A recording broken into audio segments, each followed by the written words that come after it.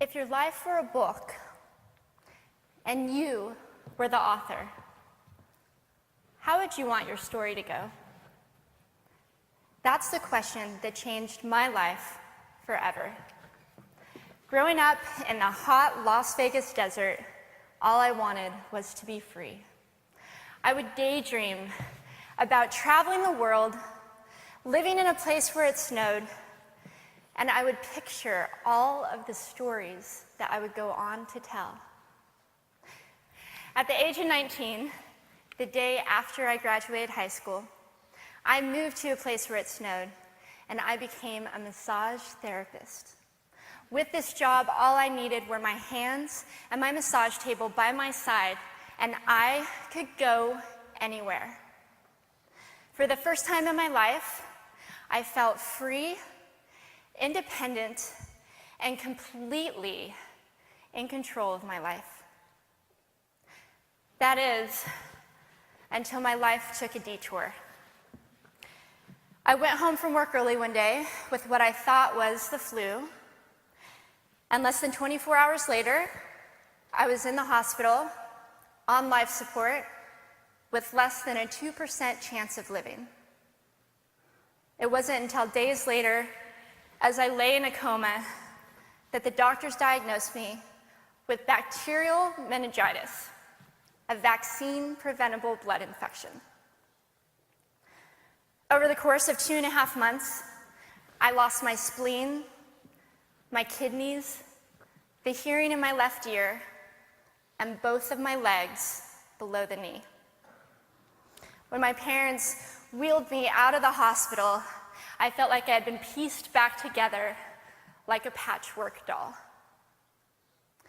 I thought the worst was over until weeks later when I saw my new legs for the first time. The calves were bulky blocks of metal with pipes bolted together for the ankles, and a yellow rubber foot with the raised rubber line from the toe to the ankle to look like a vein. I didn't know what to expect, but I wasn't expecting that. With my mom by my side and tears streaming down our faces, I strapped on these chunky legs and I stood up. They were so painful and so confining that all I could think was, how am I ever going to travel the world in these things? How was I ever going to live the life full of adventure and stories as I always wanted? And how was I going to snowboard again? That day, I went home, I crawled into bed, and this is what my life looked like for the next few months. Me passed out, escaping from reality, with my legs resting by my side.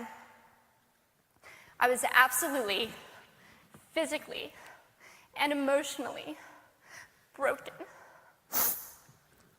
But I knew that in order to move forward, I had to let go of the old Amy and learn to embrace the new Amy.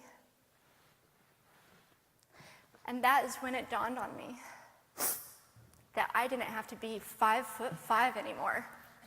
I could be as tall as I wanted.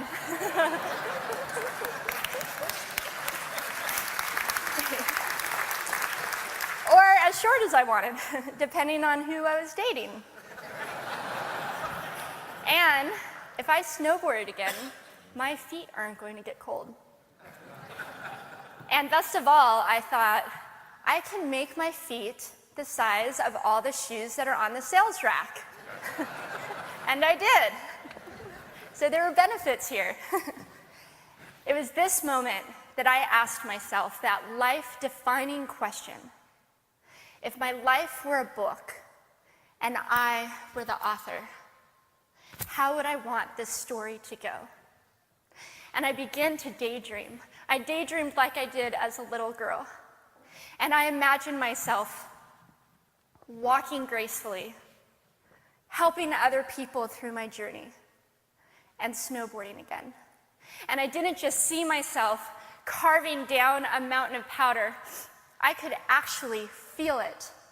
I could feel the wind against my face and the beat of my racing heart as if it were happening in that very moment. And that is when a new chapter in my life began. 4 months later, I was back up on a snowboard, although things didn't go quite as expected. My knees and my ankles wouldn't bend, and at one point, I traumatized all the skiers on the chairlift when I fell, and my legs, still attached to my snowboard, went flying down the mountain. And I was on top of the mountain still. I was so shocked. I was just as shocked as everybody else, and I was so discouraged, but I knew that if I could find the right pair of feet, that I would be able to do this again. And this is when I learned that our borders and our obstacles can only do two things. One, stop us in our tracks, or two, force us to get creative. I did a year of research, still couldn't figure out what kind of legs to use, couldn't find any resources that could help me. So I decided to make a pair myself. My leg maker and I put random parts together, and we made a pair of feet that I could snowboard in. As you can see, rusted bolts, rubber, wood, and neon pink duct tape. And yes, I can change my toenail polish. It was these legs and the best 21st birthday gift I could ever receive, a new kidney from my dad, that allowed me to follow my dreams again. I started snowboarding, then I went back to work, then I went back to school. Then in 2005, I co-founded a nonprofit organization for youth and young adults with physical disabilities so they could get involved with action sports. From there, I had the opportunity to go to South Africa, where I helped to put shoes on thousands of children's feet so they could attend school. And just this past February, I won 2 back-to-back World Cup gold medals. Thank you.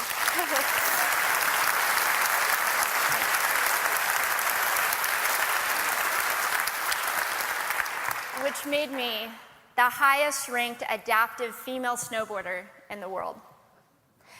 11 years ago, when I lost my legs, I had no idea what to expect. But if you asked me today if I would ever want to change my situation, I would have to say no. Because my legs haven't disabled me. If anything, they've enabled me. They've forced me to rely on my imagination and to believe in the possibilities. And that's why I believe that our imaginations can be used as tools for breaking through borders. Because in our minds, we can do anything, and we can be anything. It's believing in those dreams and facing our fears head on that allows us to live our lives beyond our limits. And although today is about innovation without borders, I have to say that in my life, innovation has only been possible because of my borders.